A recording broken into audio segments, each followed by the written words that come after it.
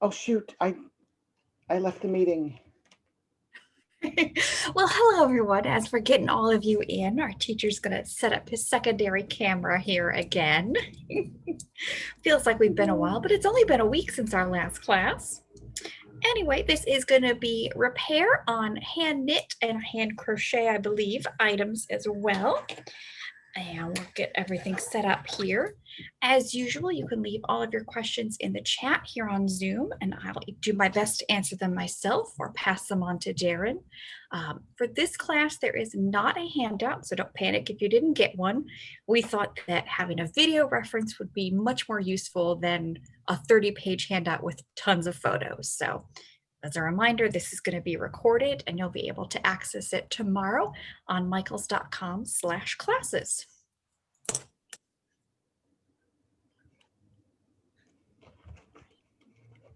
Darren's getting himself all organized here.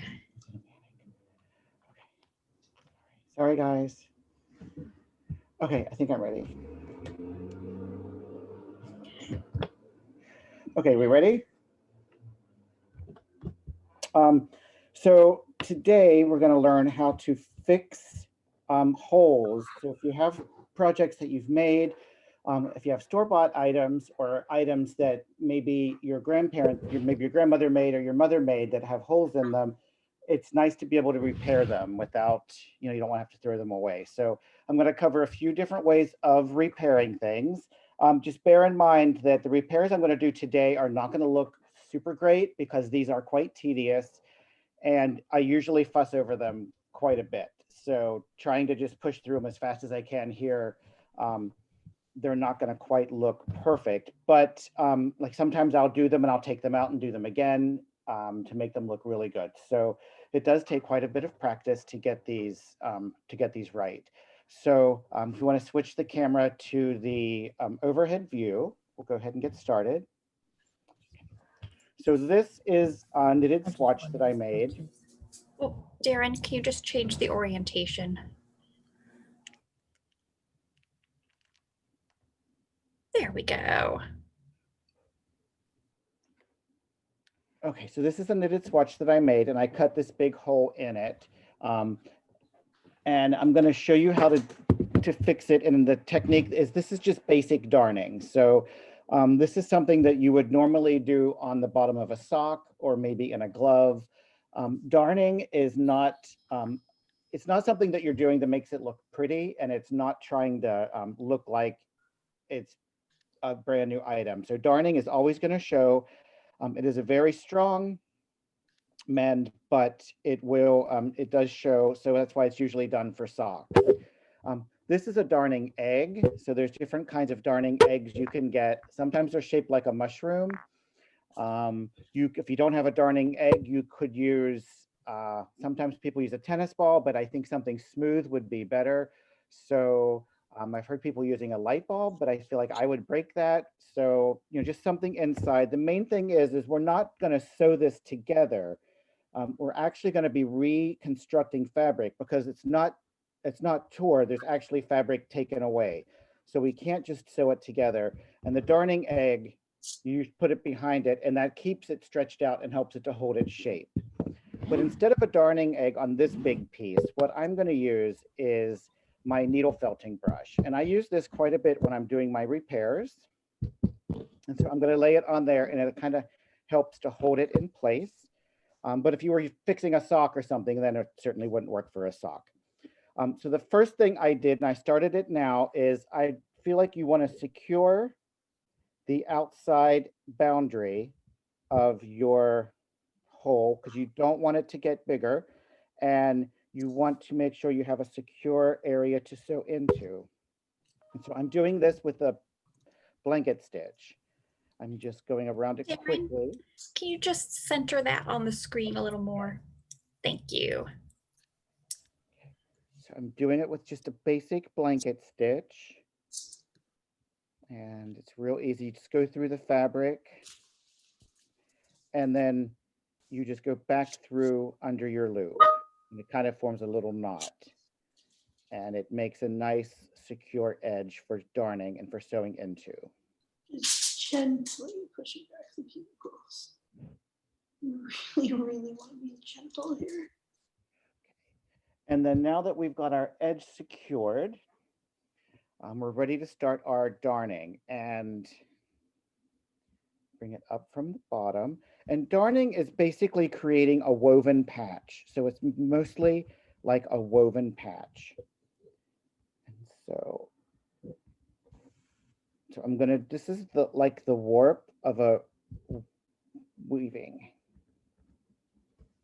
So as you can see, I'm just attaching it at the bottom and then bringing it to the top.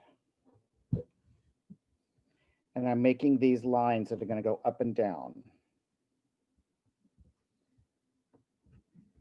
And if I were really trying to repair an item that I was going to use or that I wanted to preserve, I would probably find a yarn that's very similar in color.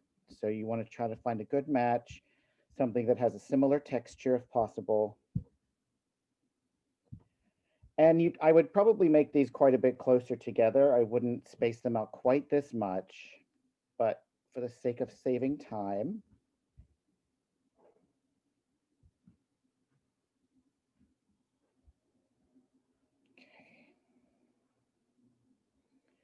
And then the one thing you do want to make sure, we're not trying to sew this shut, so you don't want to let it pull closed.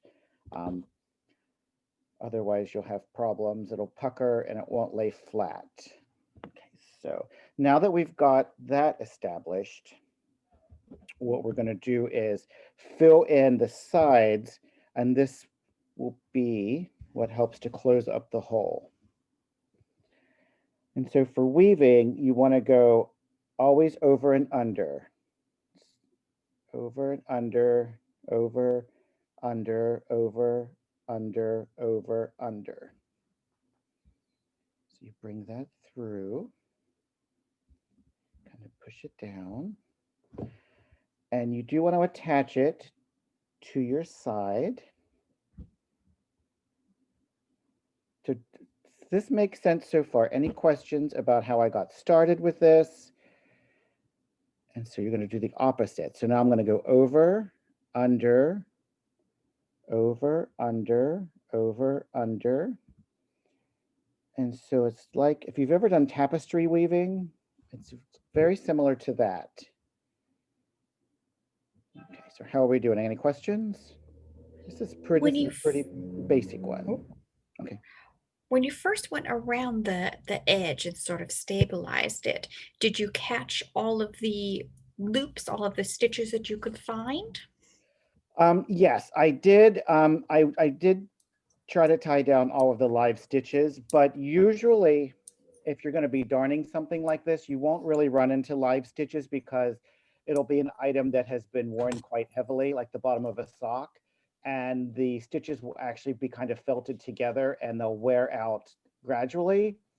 And so you'll have a big hole in the middle and then kind of like really worn fabric around that. So you won't really have to worry about live stitches unraveling normally when you're darning.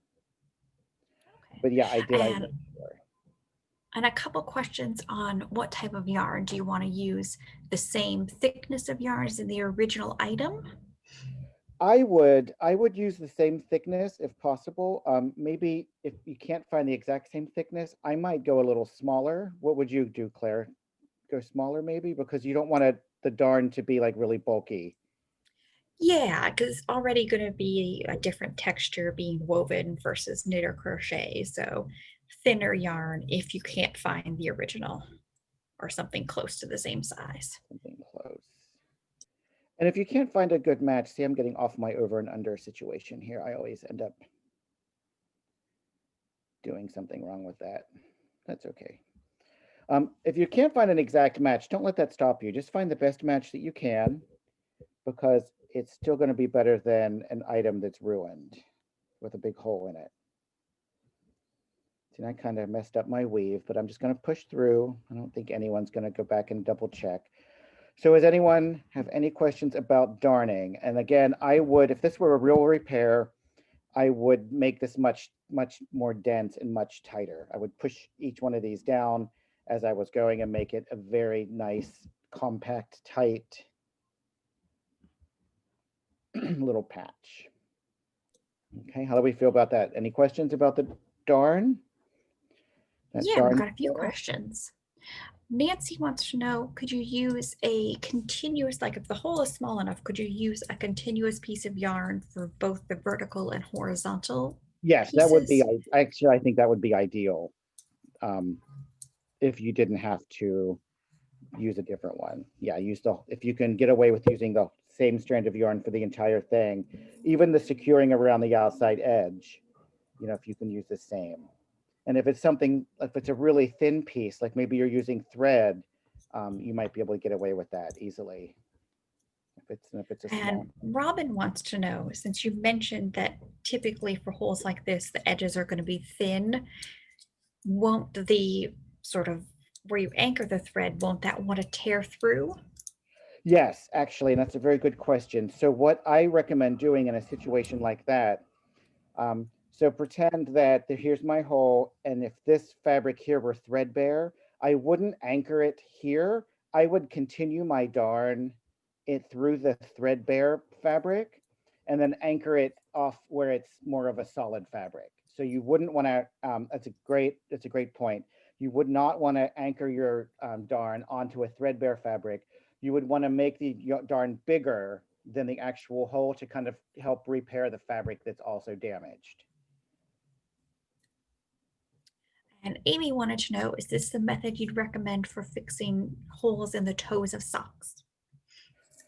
Yeah, it usually is, depending on the hole and depending on the yarn you're using. This one is usually used for socks because it's not a very pretty mend and it's not gonna be seen. So you'll hear people talking about darning socks in like old movies and stuff, and that's usually why. But I'm going to show you some other ones, and then you can make your decision on what kind of a repair you'd rather have on your sock. If it's a handmade sock that you made yourself, you might want to try one of these other ones, because if you have the skills to make a sock, you could probably do some of the other ones I'm going to show you. Okay, anything else? And again, this doesn't look so good, but we're trying to hurry as fast as we can. Tina pointed out that this could also be like a fun accent, sort of weave a patch in. And I was going to mention, if you don't have, coordinating color of yarn, pick a contrasting yarn because there's a whole visible mending movement. So yeah, make a point of having a nice contrasting piece there. I actually do similar work like this on my jeans. I have a couple pair of jeans I've had for a long time and they're getting holes in them and very threadbare. And I've been doing that visible mending on them and it's really fun. And I've got people really like it. So you're absolutely right. You don't have to make it totally hidden. You can actually make it because of the whole fast fashion movement where, clothes come and go so quickly. It's not good for the environment. If you're actually repairing your work, or I'm sorry, repairing your clothing and wearing clothing with patches, I look at it as a badge of honor that you're not just throwing stuff out when it's worn. So things can be repaired. Well, one more question for that one, Darren. How do you secure the ends? Oh, what I would do for the ends is I would just take them to the other side, to the wrong side of the work, and I would just weave them in like I normally would weave in my ends. You don't want to tie any knots, but especially if it's a sock, because you don't want to be walking on a knot or feel it on the edge of your toe. But I would just come to the back and then just find some nice stitches and just weave it in how I normally would so that it's comfortable and it's not going to come loose, but just normal. Yeah, just the normal kind of weaving in. Okay, anything else? Ready to move on?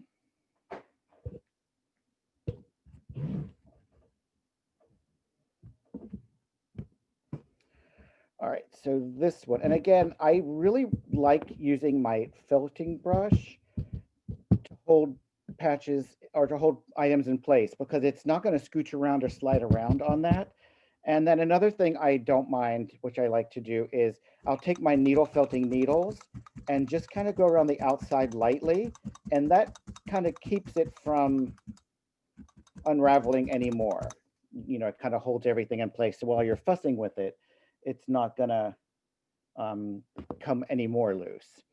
So this one, obviously it's a hole that I cut, but what you would want to do is you want to find, this is going to be a knitted patch. So you want to find your live stitches and you might have to unravel down to them. and put your live stitches on a double pointed needle.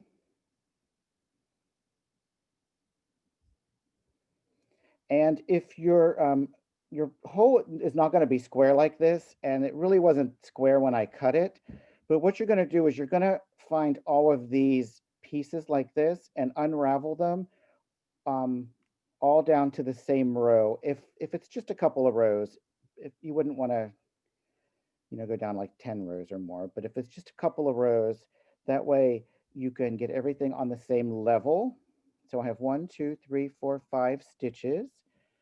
And because I've got this column, it's going to go straight up. So now I'm going to be working with a piece that's basically a rectangle, which is much easier than working with some kind of an odd shaped piece.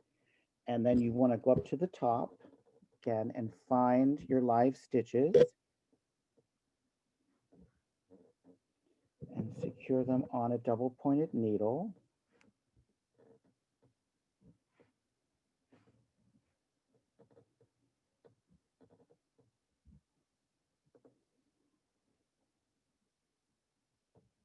And you want to try to make sure everything's on the same row. Like you don't want to be going up and down a row as you're doing this. All right, so.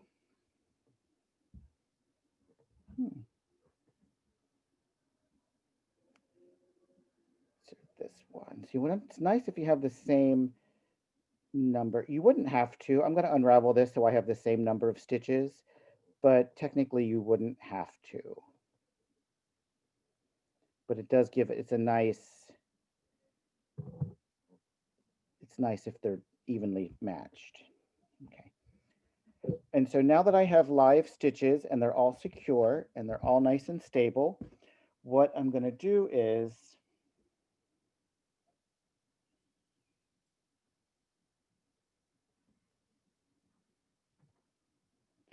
I'm just going to start knitting a patch. And I'm going to just pretend I'm knitting like a normal knit.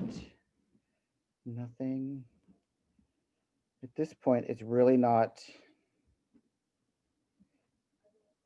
anything at all.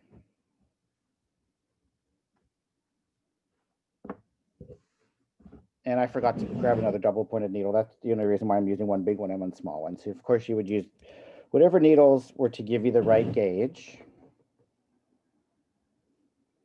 And you do want to make sure you're working, this is stockinette stitch. So you want to, work stockinette stitch in the correct way, or whatever stitch pattern that you need to match your fabric if you want to match it. You're remembering that you're working on the front and the back of the piece.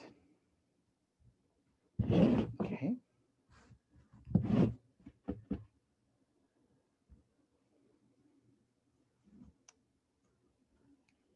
Any questions about this, on how I got started, on why I did anything?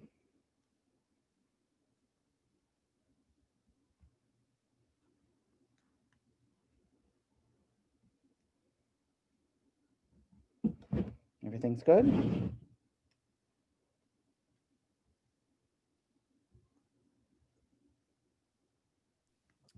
So when you picked up the stitches from the bottom there, how did you insert the needle, or what's the best way? Hold on one second. We'll look at that.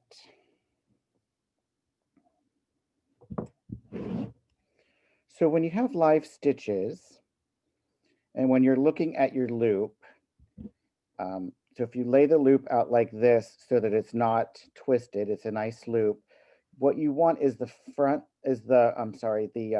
right leg of that loop, the right half, to be facing you when you put it on the needle. That way it keeps it from being twisted when you knit it. But even if you had a twisted stitch down there at the beginning, it probably wouldn't be the end of the world, right? At least you're getting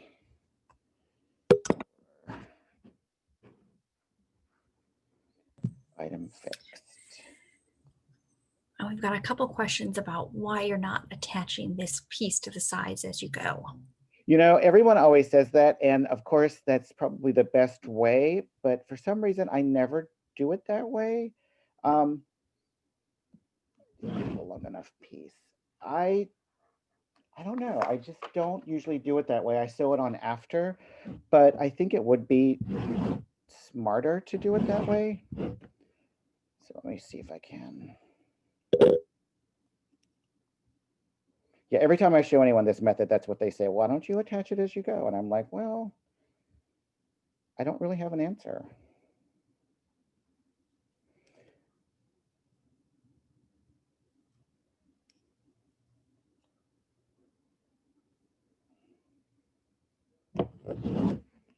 Push that under.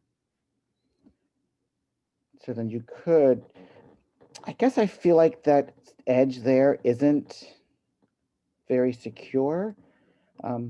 You could knit the patch bigger than you needed it to be to pick up a stitch, maybe one over. But yeah, when you're doing your repair, you can decide how you want to do it.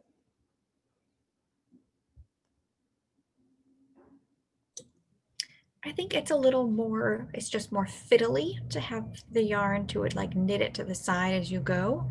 Because the way I usually do it is to have like the yarn sort of coming from the back of the piece. And so then as you're knitting across, you keep having to pull your working yarn through that tiny hole. And so it's just a little more awkward sometimes. Yeah. Yeah. A couple other questions. Could you use this on a sock rather than the woven darning patch? Absolutely. And that's what I wanted to show you was, you know, the darning patch is a very traditional, and I think it's probably easier for people that don't know how to knit. So if somebody's purchased socks or has socks and they don't know how to knit, that darning method is probably the easiest to learn. But if you are a knitter and you have the skills to know how to knit, then I think this method might be a little better. So you can make that decision. And again, you want to make sure you're knitting your patch into nice fabric that isn't threadbare. So you'd want to maybe make the patch a little bigger, or you may even want to cut the hole a little bigger to make it more secure. You can make that decision as you go, depending on each repair is different. And for a hole like this, how would you secure the yarn that's unraveled? For this one, what I mainly do is yarn doesn't really, knitted fabric doesn't like to really unravel sideways as much as it does up and down. And so what I do is I unravel a bit to make sure that I have the right number of live stitches that I want.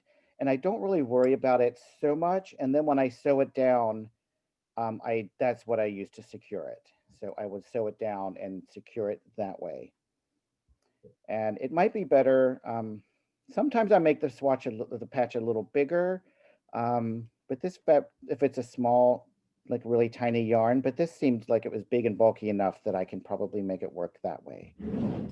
So, but if you're worried about it unraveling on the side, or if it's really kind of, that's where I kind of used my needle felting, because that kind of holds it in place just for a minute. If you do it lightly, and then you can, you could go on to a whip stitch, or you could do the blanket stitch around it, but it might cause it to show. And if you're trying to make the patch more invisible, then you might not want that. And then you can just graft these together with Kitchener stitch. Does everyone know Kitchener stitch?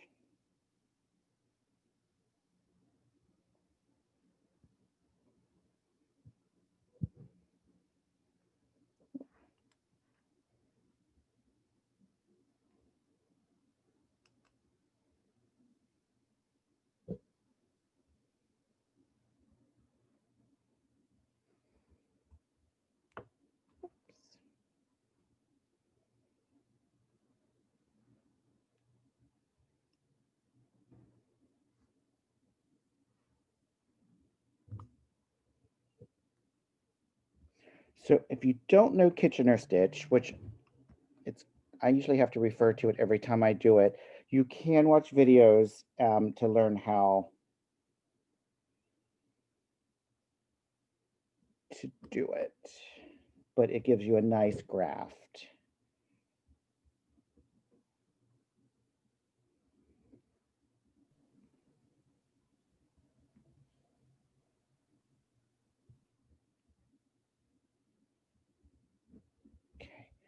But if you don't know Kitchener stitch, and sometimes if you say Kitchener stitch, people just freak out because they don't want to have to do it.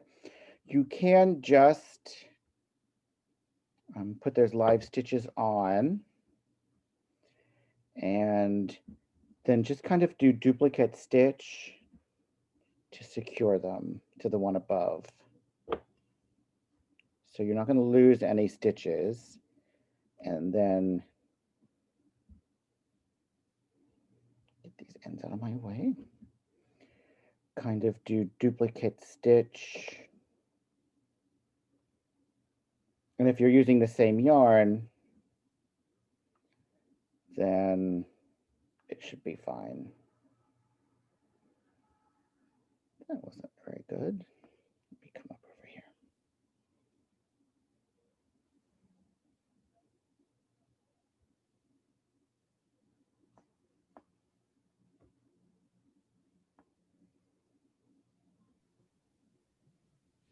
What is the difference between Kitchener stitch and duplicate stitch?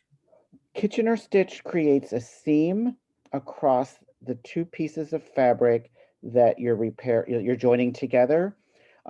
But it's, when I call it a seam, it's not really a seam. It actually blends in seamlessly, but you are actually sewing them together. So it is kind of a seam, but you get a seamless join that way. Duplicate stitch is going to give you, you're just putting new stitches on top of old stitches to kind of hide them. And you're going to have a little bit of a bulkier feel. So you might not like that as much on the bottom of a toe. But, you know, again, you can make that decision depending on each repair. Each repair is different. And then I just kind of join them like this. Just really nothing fancy, just kind of sew them together. You could use duplicate stitch to close up the sides, couldn't you? And would it not work since those side pieces are a little too loose? Yeah, I think the side pieces might be too loose, and technically I think you could, but again, depending on how those side pieces are. Yeah, so mattress stitch probably wouldn't be the best idea either, because no, I wouldn't do pulling at that loose piece of yarn. Yeah, I don't think those bars would be secure. So yeah, I just sew them together in a nice way so that they kind of look, and if I were being really careful, like you can't really tell, I kind of bent that row of stitches, but if you're really careful, or another thing you can do is make the patch bigger, and you can just sew this directly down on top of that row of stitches next to it. So if that patch were like one stitch or two stitches too big, then they would lay nice and even on top of that. But then you're going to get a little bit of a bulkier feel. If it's sock yarn and it's really thin, that might not be so bad, but with a thick yarn like this, it might be better not to have such a bulkiness. And you are repairing things. Nothing's ever going to be brand new again, right? You know, we're trying to repair a cherished item. So if it doesn't look perfect, then, you know, it's fine because we're repairing something that's going to be still usable. But, you know, the thing is, if I were really repairing an actual item, I would probably take this all out and try it again because it doesn't look so great. I don't like what happened here. So I'd probably just go ahead and take the whole thing out and try it again. And that's fine because, you know, you're trying to do the best you can.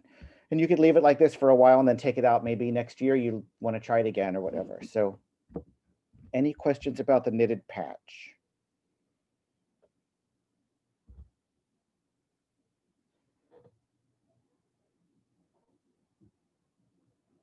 Okay. All right, so now we'll move on to this one. This is my most favorite one and my least favorite one at the same time. This one, I call it Swiss darning, but when I was researching it again, looking up different things, people call Swiss darning other things as well. So I'm not sure if it's technically Swiss darning or not. But so what I'm doing here is just, again, kind of unraveling to get down to my live stitches. And see, this one only has a tiny little, so I'm going to go ahead and unravel that one because it's not going to be very secure.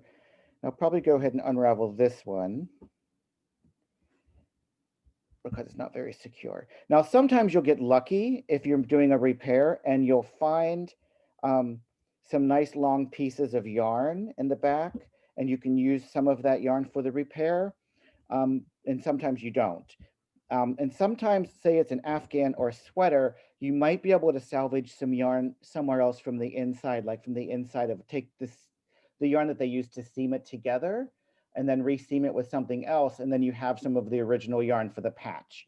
And that could really help if it's a sweater that you're going to wear and you really don't want it to look like it's been repaired. If you can't salvage some original yarn from the item, just try to find the closest match that you can. Part of the problem people run into is, say it's a cashmere sweater and they feel like they have to do the patch with cashmere yarn. And I don't feel like that's true. You want yarn that is the best color and of similar texture, and you might not be able to find that in cashmere because cashmere is more expensive and it doesn't come in as much variety. So even if you have a cashmere sweater and you want to repair it with something and you find a really nice acrylic yarn that looks similar, don't hesitate to do that. And I know a lot of people I've talked to about repairs really feel like that's not a good idea, but I feel like you want the best match. You want to be careful about mixing like cottons and plant fibers because they're going to be stiffer and they're going to act a little different and hang a little different. So, but you do want to make sure that you're getting similar textures and similar colors when you're finding it. Okay.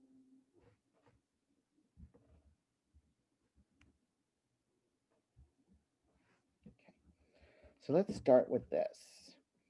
And again, when I'm doing a big hole like this on a sweater or an Afghan, I do put it on my felting brush like this, and I'll go ahead and just lightly felt the edges to kind of keep it from unraveling any more. Okay, let me see if I can find some yarn. And so this one, I'm going to use a couple of different techniques. It's kind of like loom knitting, and I'm also going to be using duplicate stitch. And the duplicate stitch is going to help secure the outside boundaries so it doesn't unravel anymore. So I'm going to bring my yarn up from the bottom and do a couple of duplicate stitches along this edge to help secure it. And this is going to attach my yarn and start securing the hole.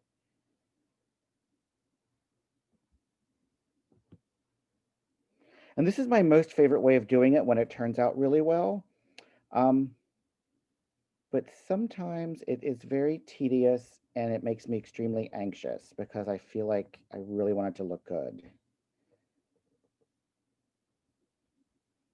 So we do duplicate stitch. Not to make you more anxious, but did you mean to pick up your stitches twisted there? Probably not. Okay. Well, like you said, you could fix that when you get to it. Yeah, and technically that's not going to matter so much for this one, and you'll see why in just a second. Okay, so you can see it's securing it.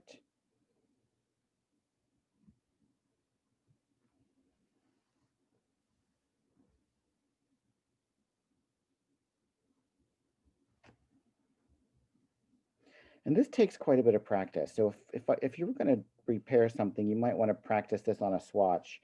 Go ahead and knit up a swatch and cut a hole in it like I did. But once you get, and again, though, if you do it wrong, you can actually, it's not so hard to take out. Okay, now here's comes the fun part. So I'm going to take this, my working yarn, and I'm going to lay it across here. And then you need a crochet hook. So I'm going to pick up my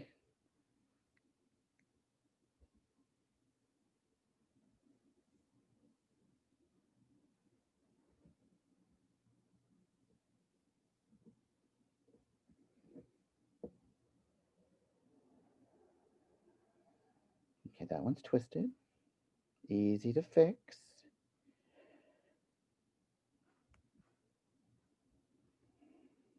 Okay, so now I've repaired one row, and you kind of want to watch your tension as you go and make sure it's even. And now for some duplicate stitch on this side.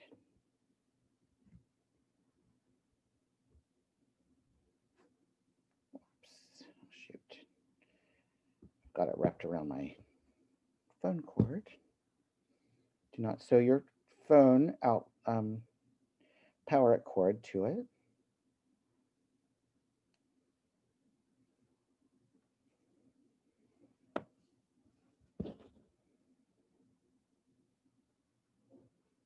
Okay.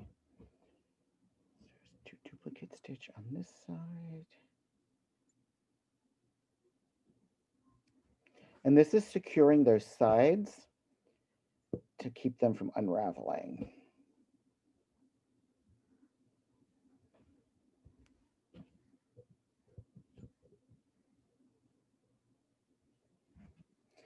And you might want to do a couple of more. You might want to, usually if I'm fixing an actual item, I would probably do all 4 of these, just for the sake of keeping everything extra safe. And then you lay your working yarn down across here, and then you pick it back up with your crochet hook. And then I put it back on a double pointed needle as I go, because you're not crocheting them all together like doing this. And it's kind of a temptation if you're a crocheter to go ahead and kind of do that. So make sure you're putting them on as you go, because you want to keep each one of these stitches live. Okay, and again, you might want to double check your tension. And at this point, once you have it on your double pointed needle, you can, if it's the right size needle, you can shape it around the needle. Okay. So you can see how that's building right here. That's pretty seamless. And you can see how that's just basically rebuilding the hole. You're just completely filling it in with proper knit stitches. So 2 duplicate stitch on this side. Have you ever done this before, Claire?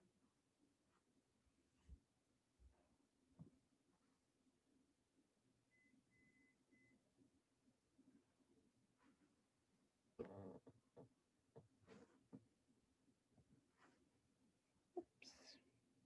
Do not let them unravel.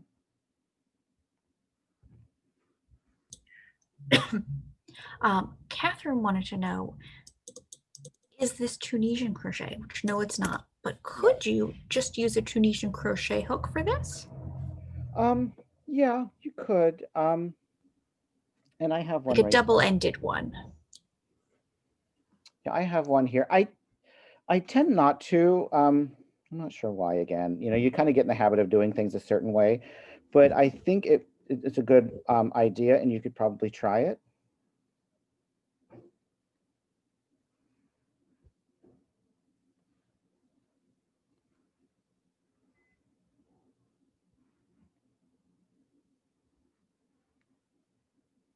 Okay, but you can kind of see how this rebuilds. And if you get a really nice match of the color of yarn, I've done this and repaired sweaters for people, and they couldn't believe it. They couldn't even find the hole.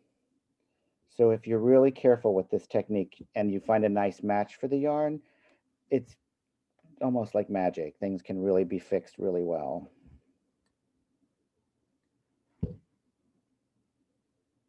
And again, I would do duplicate stitch, on a couple of these. It's an item that's going to be worn. You don't want those stitches working their way loose.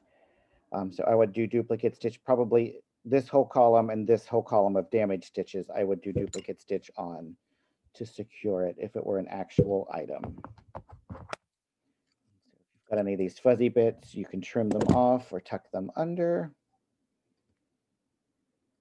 Okay, so any questions about this, how I got started or why I'm doing anything?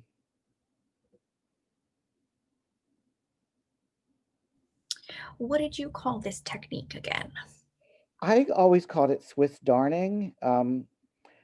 One thing I noticed when I was, double checking my research again for the class is a lot of people call Swiss darning when you do have, say you have a bottom of a sock and it's very threadbare. You can do duplicate stitch over the threadbare areas that to prevent a hole from happening.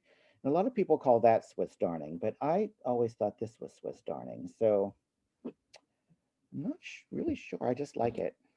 I didn't make it up. I'm sure of that. It's not something, it's something people do. So I wish I made it up, but I didn't make it up. Well, I think just like there are different names for the same stitch in both knitting and crochet, there's probably different names for the same technique in repair. And if you go on YouTube and just Google like how to repair holes in knitted fabric or crocheted fabric, there's lots of videos. We can only fit so much information in an hour class when we're trying to show different ones. So I encourage you to do some more research and try to find out maybe some other methods, practice and see which one works best for your, again, every repair is different. Like none of them are the same.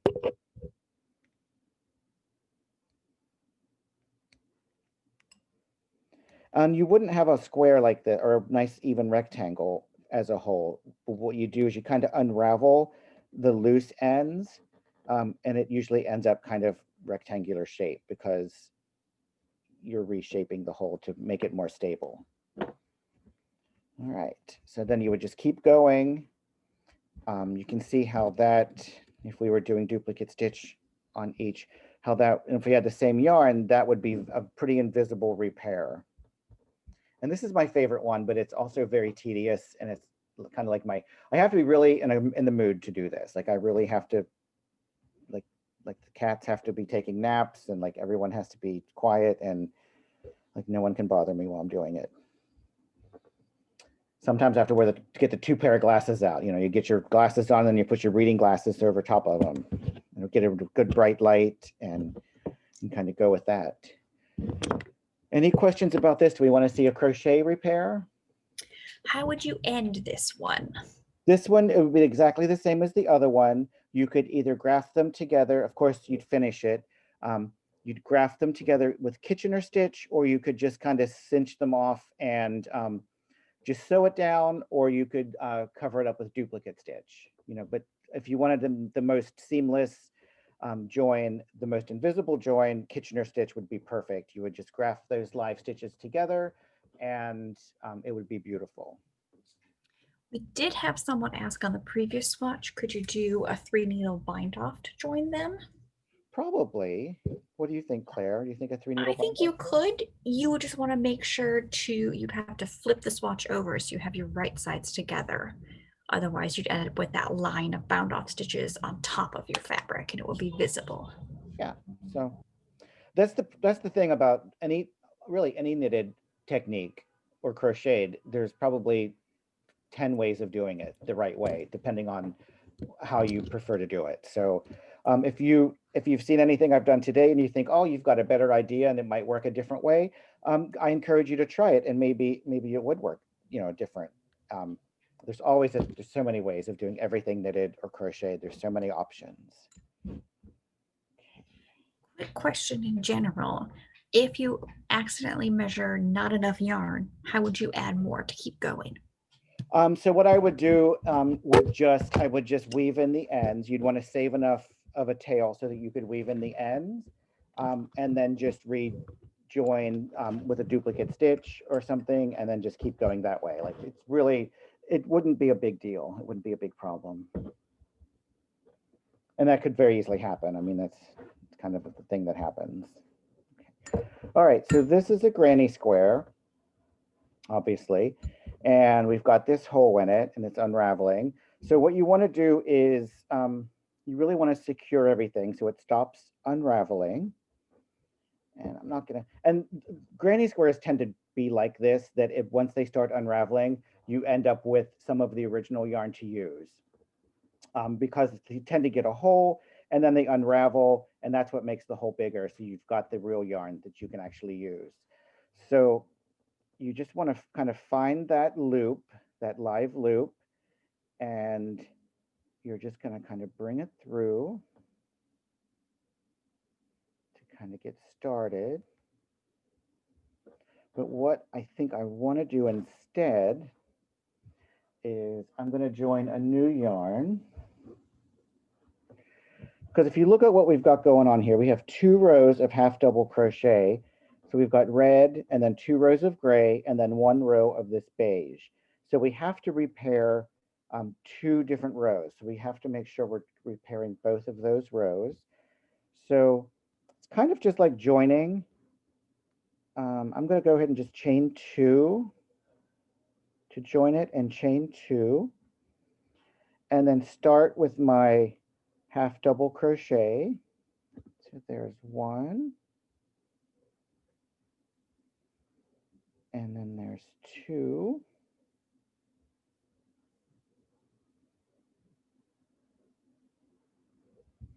Okay, so then that finished that bottom row.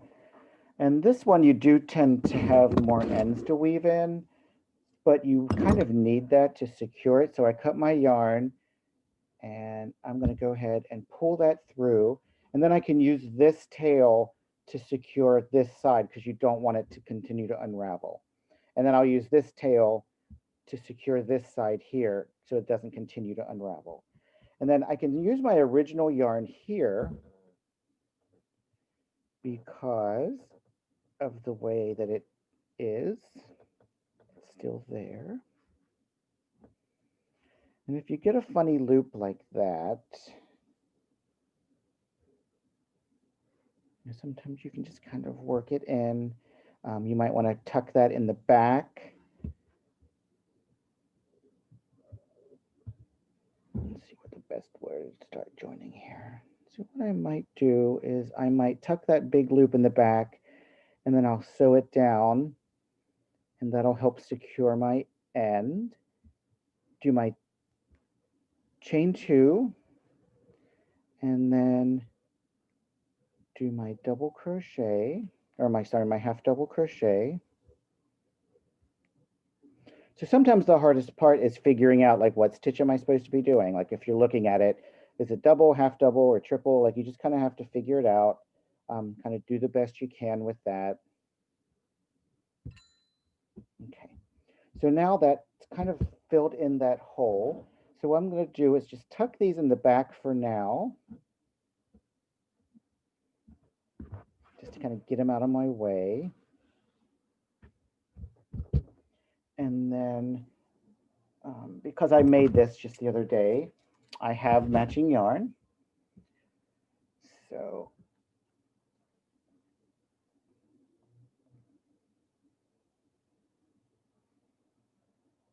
and if you get a yarn that's a pretty good match, it's pretty good. So now what you want to do is find these loops of this white yarn, this cream color, and you're going to sew it on to the kind of loose loop here that it kind of unraveled from. I think I'm going to tuck that in the back and sew that down. When I sew down my ends. And then I would go through them both twice.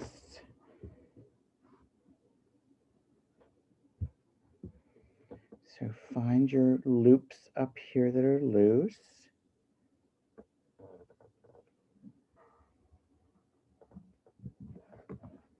And then attach it to the half double.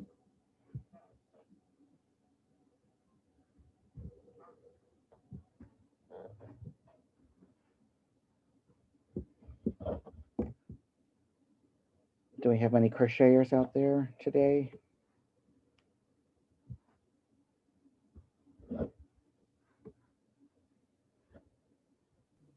Patty says, oh yes, in capital letters. So I would think so. And then just kind of sew it to the side to kind of join it to the stitch next to it. And again, if you're really super careful and you sit down and really fuss with it, this can be quite a seamless join. And then you've got this kind of hole here and here.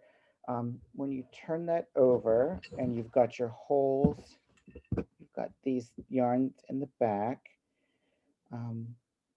go ahead and just kind of sew those shut gently. Trying to cause a huge, so here, this big loop that I had in the front, I can see it's connecting those. So now I'm going to go back and re-pick up those loops so it doesn't continue to unravel, sorry. And then I'm just going to attach it.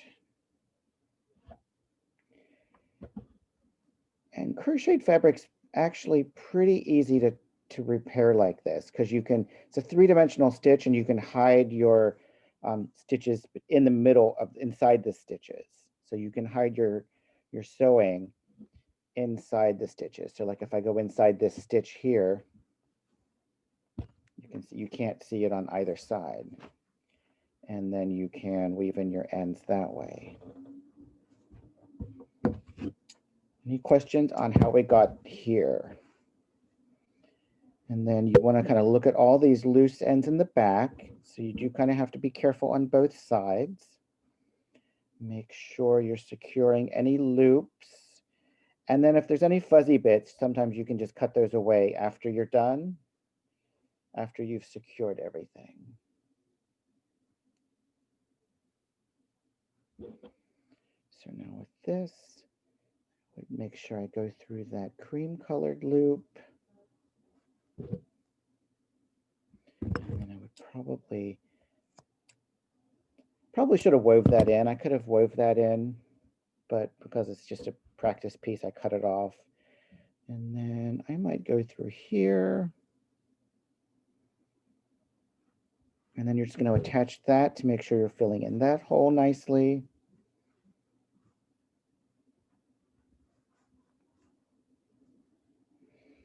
But the nice thing about knitted and crocheted items, they're very forgiving. They're very easy to work with once you get the hang of it. So you really, unless if you were looking for it, you really wouldn't. There's a little hole here I didn't get. So you want to double check and make sure that you've fixed, because there could be a loop that maybe you didn't see. So like this one I didn't see. So what I would do is you could use one of these ends, like I could feed that across there and then pick that up and secure it. But you do want to make sure, you know, double check the front, double check the back, and make sure you are securing each kind of loose end or loop that's there. So see how it can just kind of sneak right over there, pick that up. I'm going to sew it down. And then I'm going to go through that loop one more time to make sure that is secure. And then I would just weave in my ends. And so you want to double check, make sure everything looks nice. If it doesn't, you can take it out and give it another go. So now on this end, I've got that, but I've secured everything, so I can just snip that off.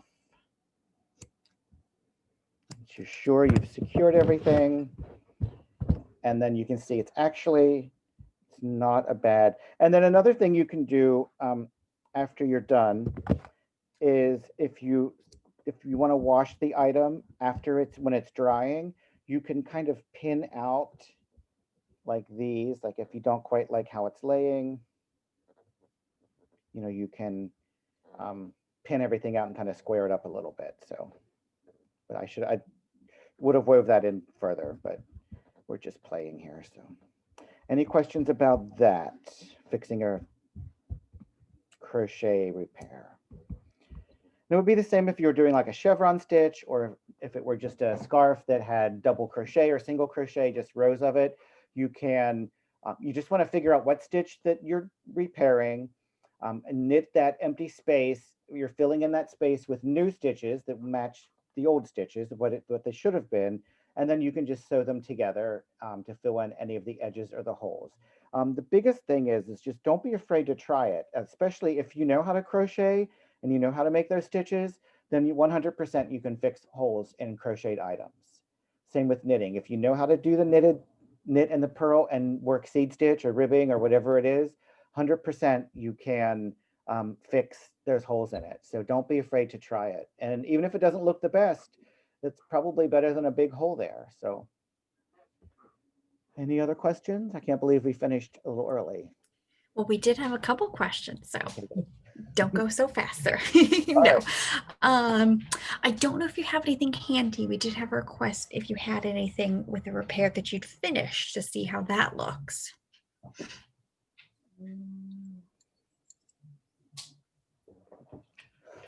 I did have my gloves that I just repaired. I was going to show them, but I don't know what happened.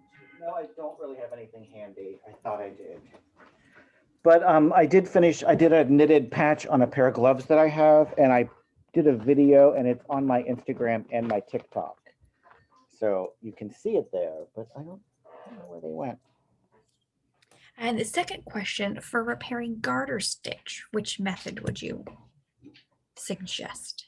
Garter stitch, you could do the knitted patch or the Swiss darning, either one. You would just have to make sure that you're, putting the right stitches in the right places. Like garter stitch, you want to make sure you're doing the knits and the purls in the right lines, or else if you're off, if you're off one, it's going to show, but that's probably not the worst thing. And then just a reminder to everybody that there wasn't a handout for this class, but this video is being recorded and it'll be up tomorrow on michaels.com/classes and on the Michaels YouTube channel. We do have tutorials for both Kitchener grafting and duplicate stitch on lionbrand.com in our learning center.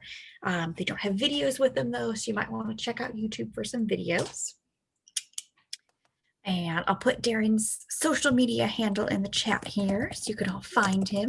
And if you have any questions about anything we covered, you can send me a direct message and I'll try to answer it the best I can. I usually answer pretty quick. So, I don't want, because we went through everything so fast. I mean, it's hard to understand everything. So I don't mind answering questions. Yeah, just send me a direct message. And if you want to take some of our other classes, we have some more coming up. Next Monday, November 23rd, is Intro to Cables. So if you want to learn how to make beautiful rope designs, we can help you do that. November 30th is going to be Crewel Embroidery. And that's not cruel like mean, it's cruel like embroidering with wool. And then coming up in December, we're going to have a class on needle felting. So Darren's going to get the chance to stab things. And we're going to have a class on Fair Isle. Yeah. All righty. Thanks everyone again. And reminder, this video will be available tomorrow at michaels.com/classes.